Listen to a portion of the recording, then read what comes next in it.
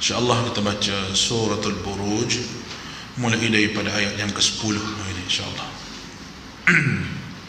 A'udzu billahi minasy syaithanir rajim.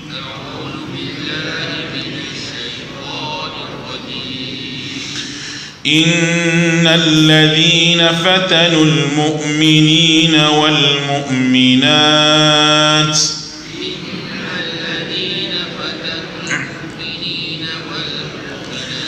ثم لم يتوبوا فلهم عذاب جهنم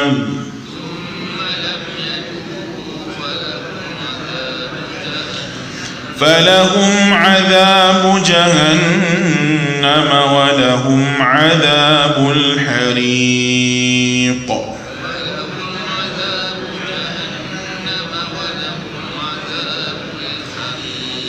إن الذين آمنوا وعملوا الصالحات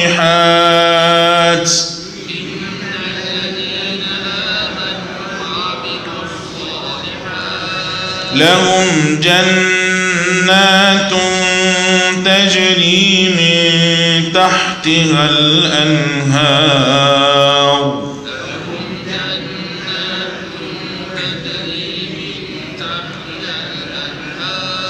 ذلك الفوز الكبير. إن بطش ربك لشديد إنه هو يبدئ ويعيد إنه هو يبدئ ويعيد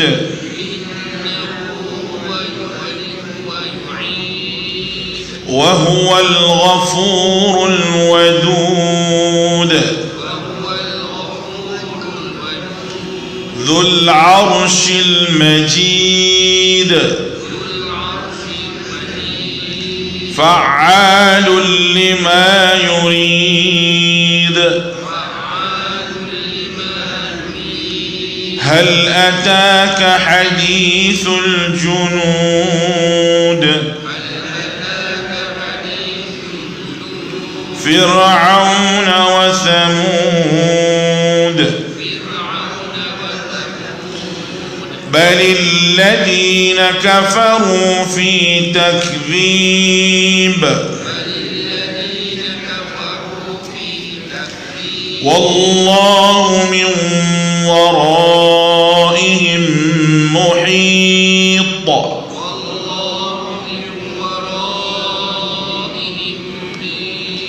بل هو قرآن مجيد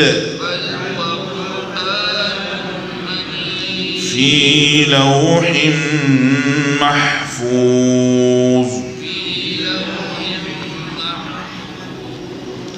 Baik, kemarin kita sebut ayat yang ke-8 bahawa Allah Ta'ala sebut wa ma naqamu minhum illa an yu'minu billahi al-azizil hamid.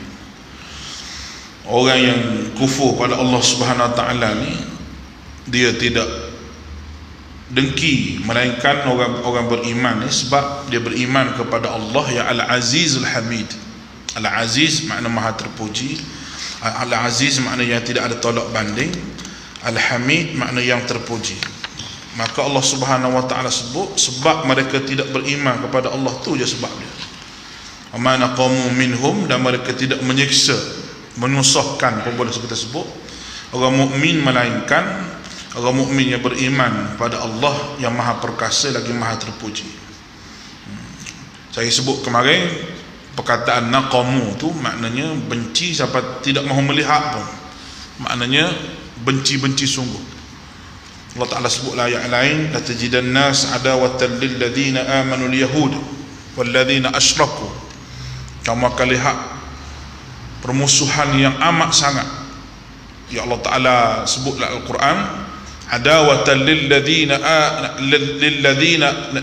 la tajidan nas adawatan lil ladina la tajidan nas adawatan lil ladina amanul yahud, dengan orang beriman ni, iaitu al-yahud, walladzina asyraku, dan mereka yang syirik.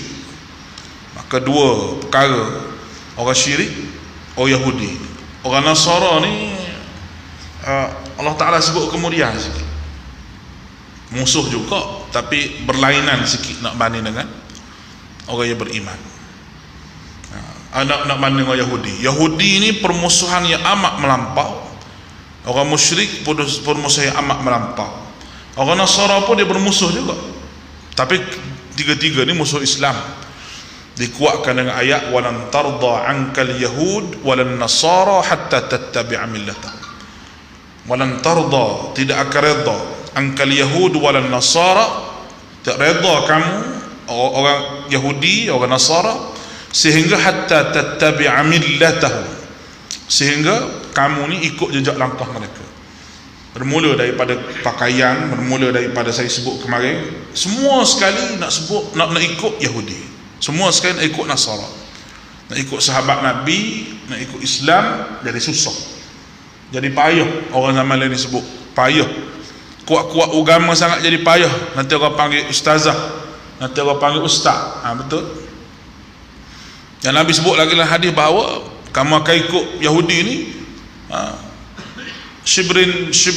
sejengkal demi sejengkal, zira'in wa zira'in, sehasta demi sehasta, sejengkal demi sejengkal, hatta, sehingga masuk lubang biawak. Sahabat tanya, siapa kami ikut di Rasulullah? Adakah al-Yahud wa Nasara?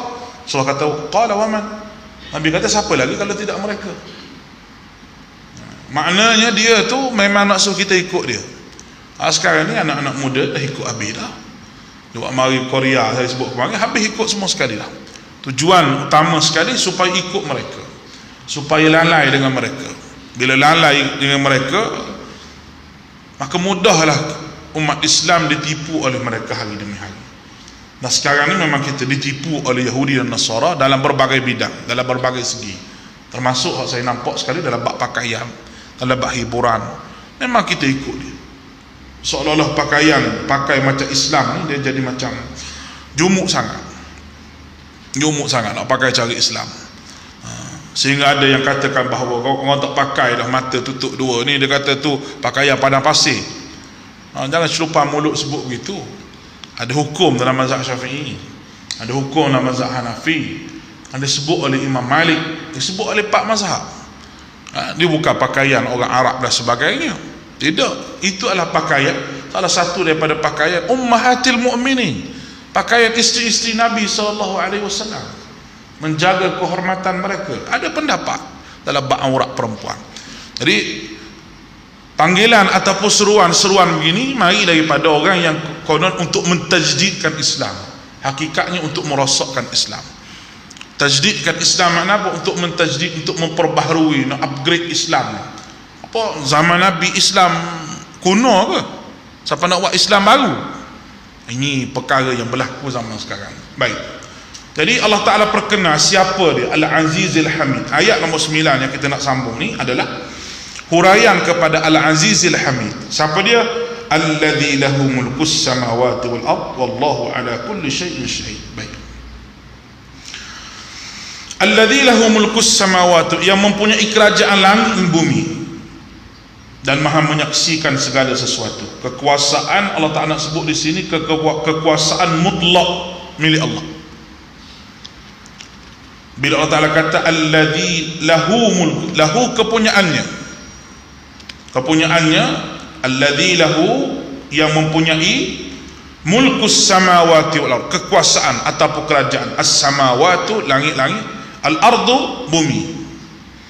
Jadi nak challenge tak boleh. Kita kena terima kekuasaan Allah ni penuh mutlak. Tak ada orang boleh lawan. Dia nak bagi musibah pada siapa, dia nak bagi senang pada siapa, nak bagi susah pada siapa. Tak ada manusia nak buat tunjuk perasaan.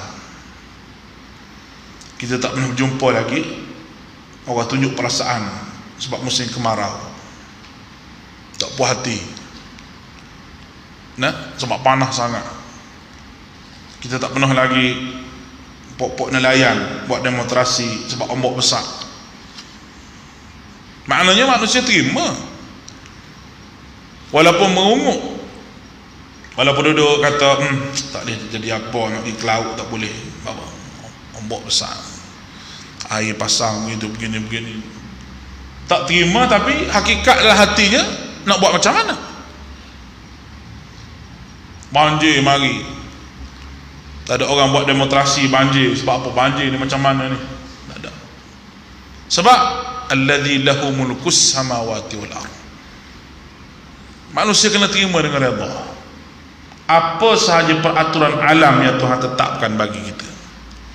Cuma sebab tu adalah, sebab tu adalah, memang ada sebab segala sesuatu Allah Ta'ala buat. Tapi penoreh getah, tak ada lagi yang buat demonstrasi sebab hujan hari-hari nak menoreh, tak boleh. Tak ada. Sebaliknya dia reka alat letak di pokok itu supaya dapat menoreh di musim hujan. Bagaimana di Thailand dia buat kan tak?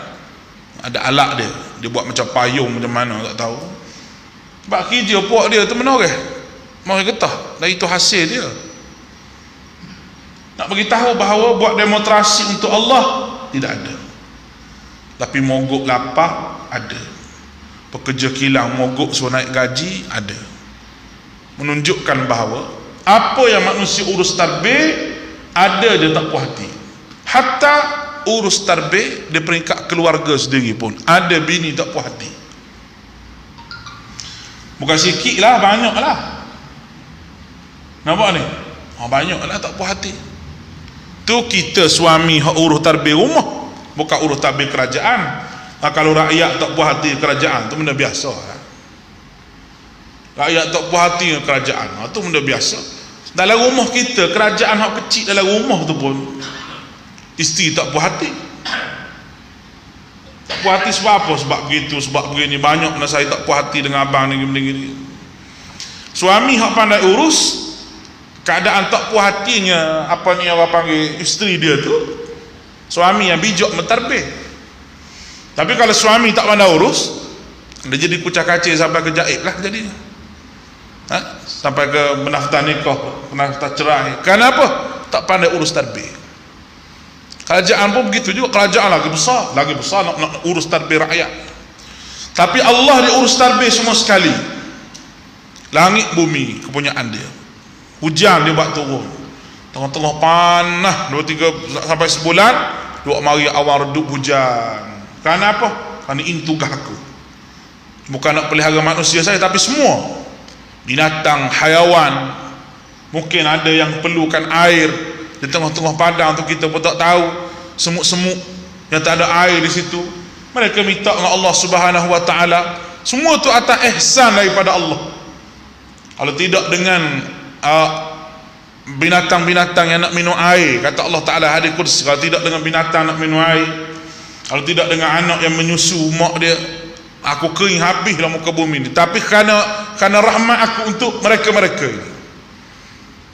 Sebab semua perlukan air. Wa ja'alna minal ma' kullu syai'in hayy. Aku jadikan sesuatu tu untuk air, untuk hidup. Aku jadikan air itu untuk manusia hidup. Baik. Kemudian Allah Subhanahu wa taala sebut, wallahu ala kulli syai'in syahid, bahawa Allah menyaksikan segala sesuatu. Perkataan syahid tu ada sekali lagi daripada ayat yang kedua tu, wa syahid wa mashhud. Sekali lagi kita jumpa perkataan syahid. Allah Subhanahu wa taala sebut ala kulli syai'in syahid. Perkataan syahid tu Allah Ta'ala guna. Sepatutnya kalau sepatutnya ayat dia bahasa Arab, dia boleh juga sebut gini, wallahu syahidun ala kulli syai'. Sepatutnya gitu dia letak. Dan Allah menyaksikan. Disebut menyaksikan dulu, barulah segala sesuatu. Tapi syahid tu letak belakang. Tu orang panggil kaedah bahasa Al-Quran. Tu yang saya sebut orang Arab pun rasa kagum cara susunan tu. Sepatutnya dia boleh sebut wallahu syahidun ala kulli syai', begitu. Tapi dia mari dengan wallahu ala kulli syai'in syahid. Kenapa begitu? Ada asbab dia. Di antara sebab dia bahawa nak beritahu bahawa dia letak ala kulli syai', segala sesuatu itu syahid di bawah penyaksian Allah. Maknanya satu pun tidak tertinggal, aku saksi semua sekali. Kalau dia letak penyaksian dulu di depan tu, dia tak jadi gitu. Makna tu tak jadi gitu. Mungkin makna dia sama dari sudut terjemahan, tapi dari sudut terjemahan pada ayat tu sama, tapi dari sudut makna keseluruhan. Kalau tak belakang wallahu syahidun ala kulli syai', kita pun faham, orang Arab dengar pun faham, tapi mungkin ada tertinggal. Tapi kalau dia letak ala kulli syai'in syahid, dia letak perkataan syahid belakang tu, makna aku saksi semua, satu pun aku tak tertinggal. Itu dari sudut bahasa, yang mana yang perlu ke depan, yang mana yang perlu belakang. Allahu Akbar. Bila kita baca benda-benda begini ni, salah satu benda yang mari dalam kepala kita, alim ulama kita ni sakan sungguhlah dia bukan kerja main-main, bukan duduk saya saja duduk makan, bukan. Kerja dia siang malam duduk tengok Quran, duduk perhati ayat, hak mana kemudian, hak mana dulu pun dia tahu, yang mana gitu, yang mana semua dia ambil kira. Dia ambil kira habis. Kesambungan huruf dalam Quran pun dia ambil kira. Nun campur dengan fa, sin campur dengan nun, ba campur dengan mim, habis dia ambil. Biasanya membawa makna, perkataan ini membawa makna apa, kenapa Tuhan sebut begini, sedangkan ayat bahasa Arabnya begini. Ini bukan kerja main-main, bukan kerja main-main, tidak. Allahu Akbar. Ada orang telefon saya semalam, dia kata dia nak bagi hadiah kitab dia tu. Kitab dia panggil tafsir mawdu'i, tafsir Al-Quran mengikut tajuk-tajuk, dikaji oleh 36 orang pengkaji tafsir dunia. Cetakan baru lah dalam bahasa Arab, ada 36 jilid semua sekali. Dia kata nak bagi hadiah ustaz. Kitab tu pasaran harga 2,000, 3,000 lebih kitab tu. Dia kata buat marilah, kalau nak bagi hadiah kepada ustaz dia mengajar tafsir, dia kata kita nak bagi tengok. Saya pernah baca dulu di perpustakaan Masjid Nabawi tu. Perpustakaan Masjid Nabawi tu ada sebelah atas tu. Masa saya pergi umrah tu, kita pergi naik atas tu, penuh buku perpustakaan besar, tempat rujukan nak buat master PhD, semua ada tulisan-tulisan ustaz-ustaz kita, asatizah kita yang pernah buat PhD di Madinah pun ada. Kitab Dr. Basit pun ada situ, berkenaan dengan fiqh mazhab, satu-satu tu tebal-tebal beratus muka surat, ada 3 jilid tak silap saya. Dr. Basit PhD dia mendapat kedudukan tertinggi, PhD yang terbaik. Dia bukan senang nak dapat PhD di Madinah ni, dia bukan senang. Ada 2-3 tulisan lagi yang orang kita duduk dalam tu, tulisan orang Arab sendiri pun banyak. Jadi kalau duduk situ, ada pergi umrah seminggu tu tak habis nak baca, baru suku pun tak sampai, penuh. Tapi kita baca sikit-sikit, terutamanya dalam bidang tafsir. Itu bahasa Arab, tafsir ulama-ulama Pakistan banyak lagi tak terjemah. Dalam bahasa Urdu ada 40 lebih jilid pun ada. Maulana Qasim Nantui, beberapa orang lagi ulama-ulama hebat dalam bidang tafsir. Kitab dia tu sampai nak terjemah, ada hak terjemah dalam bahasa Arab. Hak bahasa Melayu sendiri pun tak ada orang nak terjemah. Kekurangan penterjemahan apa Indonesia ada buat. Tu lagi sakan. Hidup dia memang mengabdikan diri sungguh pada ilmu. Sampai dia tulis di pintu tu, nak jumpa dia ni 15 minit saja.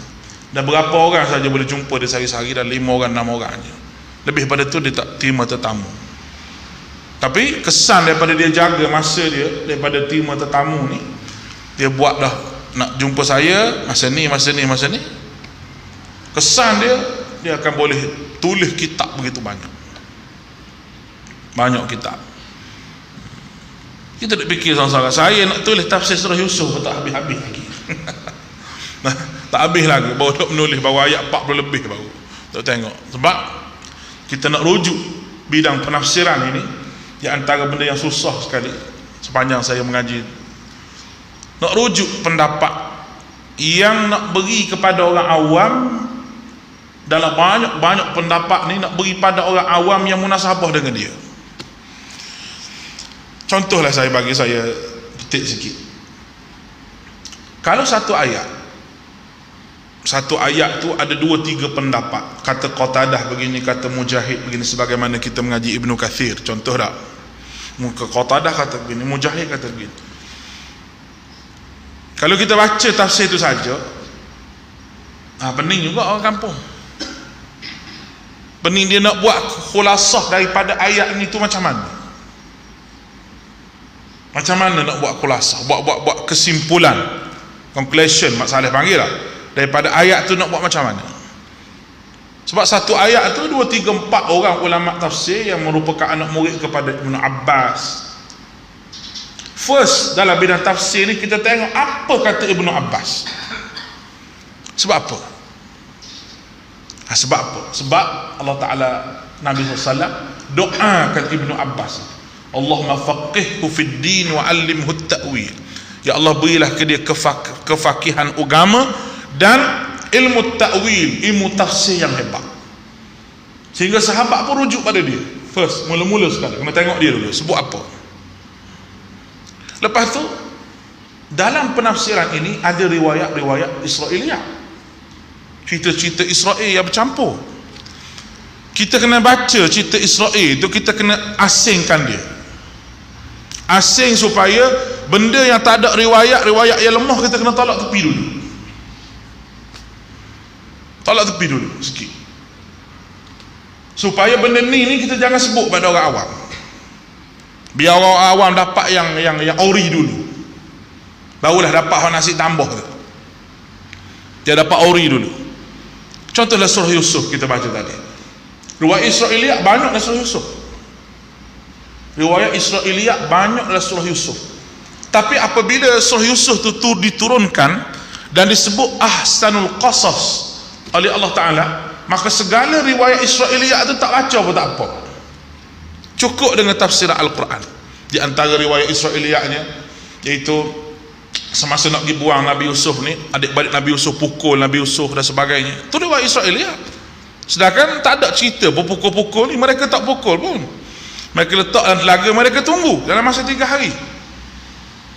Mereka tunggu dalam masa 3 hari supaya orang ambil adik dia tu dengan cepat-cepat. Sebab itu bila marinya pedagang untuk ambil Nabi Yusuf, wasyarahu bisamanin bakhsin darahima ma'dudatin wa kanu fihi minaz zahidin, Allah Ta'ala sebutlah Quran. Dia nak jual murah-murah, dia kata ni hamba saya ni, dia tipu kawan tu, ni hamba kita ni, Allah dia kata tak larat nak pelihara dia ni, lari saja, dia kata lari, ambil lah kita jual murah-murah, dia kata. Ada kata adik-beradik dia, maknanya dia tu sayang lagi ke adik dia, cuma satu benda je, dengki, tak mau bagi tengok adik ni duduk rapat dengan ayah. Jadi riwayat Israiliyah dia main peranan bila cerita Nabi Yaqub ke, Nabi Ayub ke, Nabi Yusuf ke, sebab Nabi-Nabi tu daripada kalangan Bani Israel. Lalu kita kena tengok hadis Nabi untuk menyaringkan benda tu. Allah, bukan kerja senang lah, bukan kerja senang. Sampailah dapat ringkasan, kita ringkah ni nak bagi pada orang, bukan kerja yang mudah lah. Sebab tu saya suruh tuan-tuan ambil sungguh-sungguh, jangan ambil main-main. Nak dengar sungguh-sungguh, ambil sungguh-sungguh, jangan ambil main-main. Sebab di peringkat kita ni baca tu sampai nak keluar biji mata dah. Sampai nak keluar biji mata.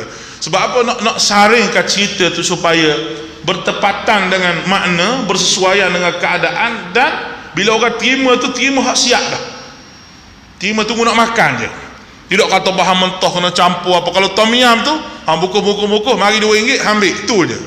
bahagian nak campur dengan sos dia, kau nak campur dengan lauk dia tu, itu bahagian kita, itu bahagian saya. Sebab tu saya nak sangat tuan-tuan ambil tu, biar ambil, orang kata ambil biar kita faham, biar kita reti, dan kalau tak faham apa boleh tanya bila-bila masa. Baik, ayat ke-10 akhirnya, innal ladzina fatanul mu'minina wal mu'minat, Allah Taala sebut perbuatan mereka akan dibalas. innal ladzina fatanul mu'minina wal mu'minati summa lam yatubu falahum 'adzabu jahannam wa lahum 'adzabul harim. Innal ladzina fatanul mu'minina wal mu'minat, sesungguhnya orang yang mendatangkan cobaan, fatana al mu'minina, kepada orang mukmin laki dan perempuan. Inna, Allah Taala sebut satu perkataan yang menolak segala keraguan.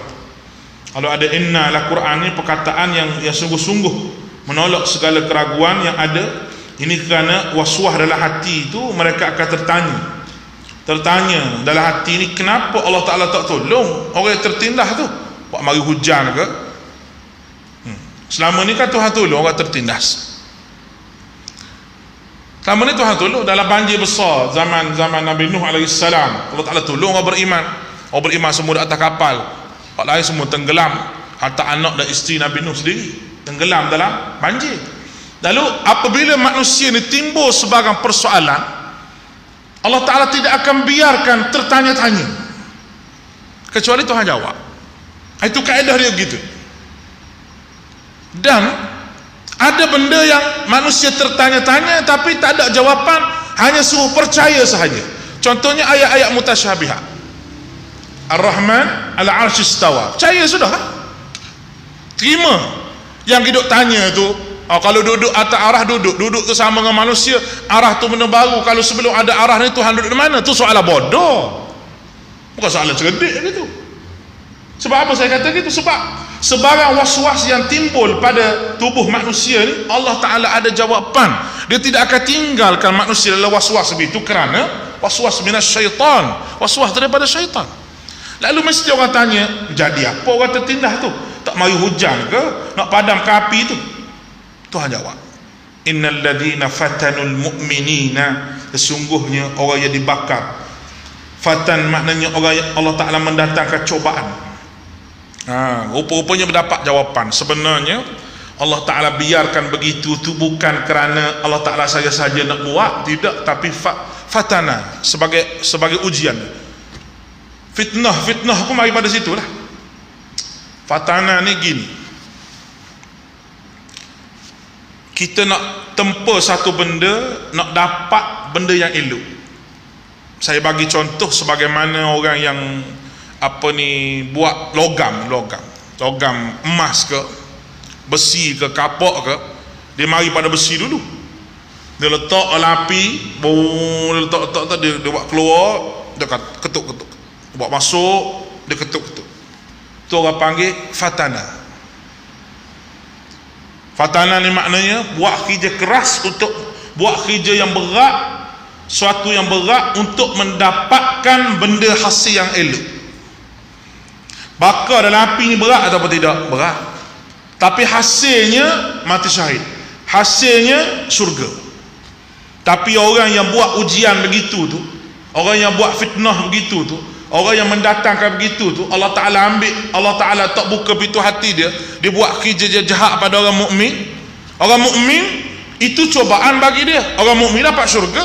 Tapi orang yang buat kerja begitu kepada orang mukmin tu, falahum adzabu jahannam, Allah Ta'ala nak beri dia azab jahannam, walahum adzabul harid, dan orang yang adzabul harid, azab yang amat pedih bagi dia. Kenapa Allah Ta'ala sebut al-mu'minina wal mu'minat?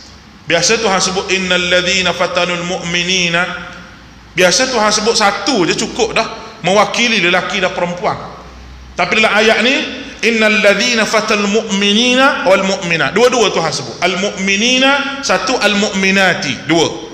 Tujuan di antaranya, sebabnya kerana yang terjun dalam parit itu bukan sahaja orang lelaki, orang perempuan pun turut sama terjun juga dalam parit itu.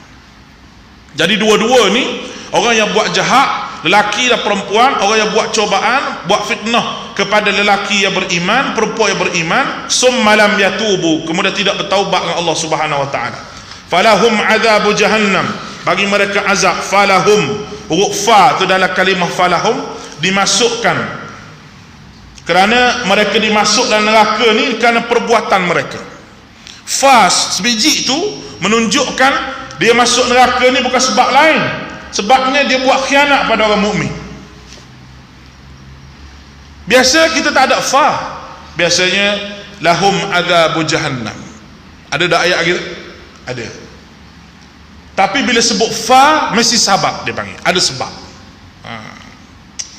Allah, Quran ni sampai tahap tu, sampai tambah sebiji huruf pun membawa makna yang panjang. Tu saya kata hebat Quran ni, bukan main-main, hebat. Kita pagi-pagi kita hidupkan kita di hati-hati kita dengan Quran ni, banyak benda kita dapat. Maka falahum tu, fa tu maknanya bukan saya saja aku masukkan kamu dalam neraka, hai orang yang jahat, hai orang yang kufur, aku masukkan kamu dalam neraka ni sebab apa? Sebab kamu fatanul mu'minina wal mu'minat, sebab kamu buat fitnah pada orang mukmin lelaki dan mukmin perempuan. Sebab itulah falahum adzabu jahannam, maka di akhirat esok aku masukkan kamu dalam neraka jahannam dengan sebab tu. Kamu tak boleh komplain lagi aku, hai manusia, kamu tak boleh nak apa lagi, nak kata apa tak boleh, sebab falahum, sebab kamu ada sebab masuk syurga ni, masuk neraka ni, bukan tak ada sebab.